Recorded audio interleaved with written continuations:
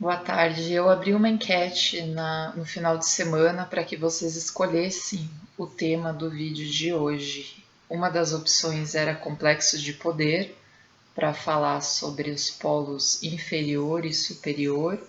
O outro era narcisismo, um olhar interno, que significa um olhar não apontador, não julgador, assim, desse o narcisista sempre é o outro. Outro tema, que era um tema mais subjetivo, era Deixe o Sol Nascer, onde eu ia me propor a falar sobre a fase alquímica do nigredo, da profundidade, onde a gente dá as costas para a luz solar e fica muito em si mesmado, assim, muito voltado para os nossos processos internos, interiores. Mas o tema que ganhou foi a alquimia das relações. A alquimia das relações é um tema muito amplo, principalmente porque envolve alquimia e relações, relações humanas, que são um dos temas mais difíceis e dos aspectos zodiacais também mais difíceis de serem integrados, esse outro, esse olhar para o outro e esse não projetar aspectos nossos, sombra e luz, no outro e se permitir estar aberto para as possibilidades das relações humanas, para o que elas nos possibilitam no âmbito do desenvolvimento, no âmbito da proximidade, da intimidade.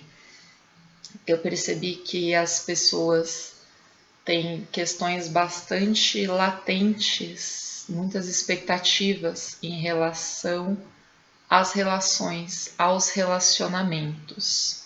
A gente desde cedo projeta algo assim em alguém e esse alguém vai nos suprir, vai nos trazer algo novo, vai nos trazer a felicidade e a gente busca esse amparo, esse suporte, essa felicidade no outro. E fala-se muito da alma gêmea, da busca pela alma gêmea. Eu particularmente penso que as pessoas mal suportam a alma em si. Não é à toa que o tema da perda da alma é um tema bastante contemporâneo.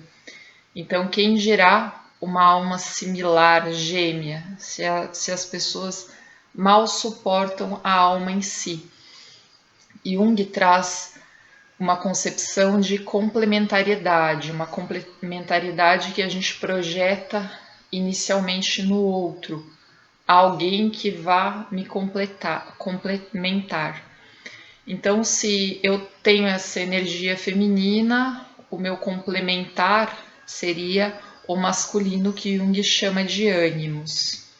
Inicialmente eu projeto esse ânimos em alguém, no meu pai, na figura paterna, eu consolido, constituo uma imagem de masculino em mim, mas é uma imagem muito minha.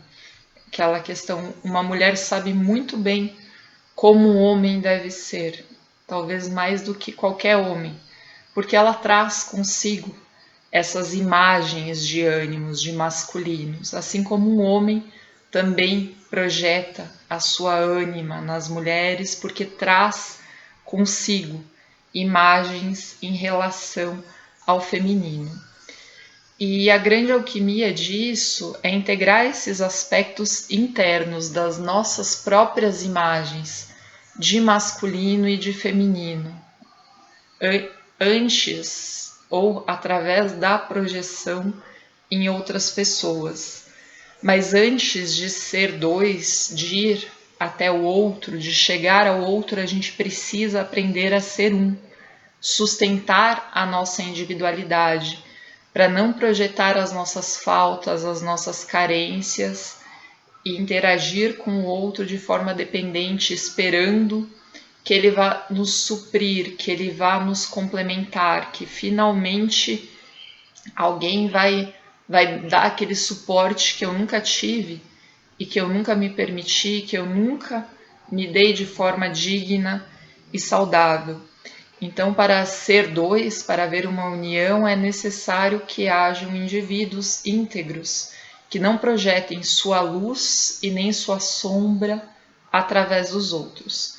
E a projeção, no sentido junguiano, seria uma espécie de paixão, de apaixonamento, onde a gente pega os nossos ideais, as nossas fantasias, o outro tem alguns ganchos, tem das 500 coisas desse meu masculino interno, o outro tem 5 que batem com essa minha expectativa, com essa minha idealização.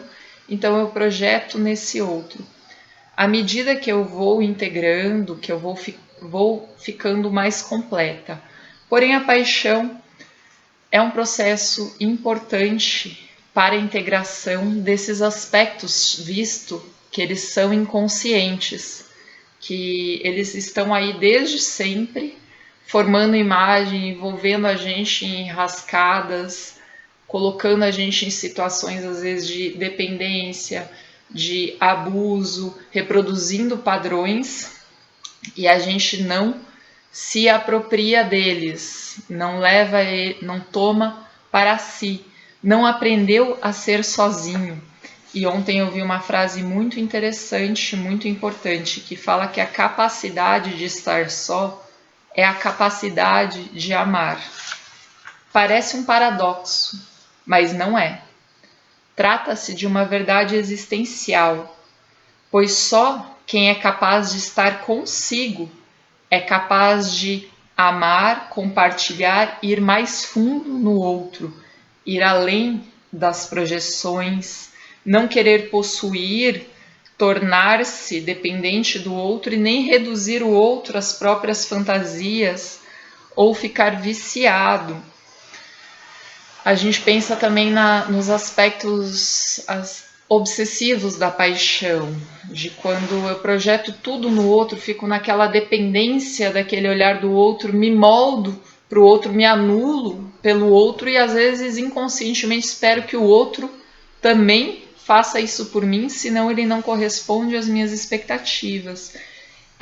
Esse não é um ponto de vista de uma paixão harmoniosa, porque a paixão harmoniosa, ela é também um vendaval, uma tempestade, mas ela mobiliza conteúdos e nos leva até nós mesmos. De uma forma ou de outra, a gente cai na gente. Ela nos tira do chão, muitas vezes do nigredo, desses aspectos mais profundos e pesados, me leva para as alturas e à medida que eu vou voltando, recuperando a minha individualidade, integrando esses aspectos, mobiliza conteúdos criativos, traz a força rubedo, vermelha para a minha vida, esse fogo, essa ardência, essa vontade. Eu posso levar isso para os meus projetos, para as minhas atividades diárias. Então, perceber sempre o aspecto salvífico da paixão e reconhecer quando ela é saudável ou quando é mais uma armadilha ali para cair em situações de dependência, em situação de abuso, reproduzindo coisas que na verdade eu estou tentando elaborar, estou tentando sair daquele padrão, caio nessa minha, quando caio nessa falta de integridade, nessa fragmentação e preciso me reconstruir, perceber como é a paixão para mim, em que sentido ela me nutre, se ela é benéfica e abrir mão dos padrões que não nos servem mais, que são programinhas que ficam rodando no nosso sistema de forma ininterrupta, mas que a gente precisa colocar o foco naquilo que nos faz bem, através da vontade, através da consciência, através da responsabilidade em relação a si. Ser um implica em ser una, o símbolo da mandala, do self. A gente tem o ponto mais desenvolvido, a nossa função principal, as auxiliares, e tem aquilo que não é desenvolvido, que é o ponto baixo da mandala, que corresponderia à função inferior. A função inferior, que é a que mais precisa da nossa superioridade. A gente precisa integrar a superioridade com essa inferioridade, não desalinhar, cortar o 4, a sombra.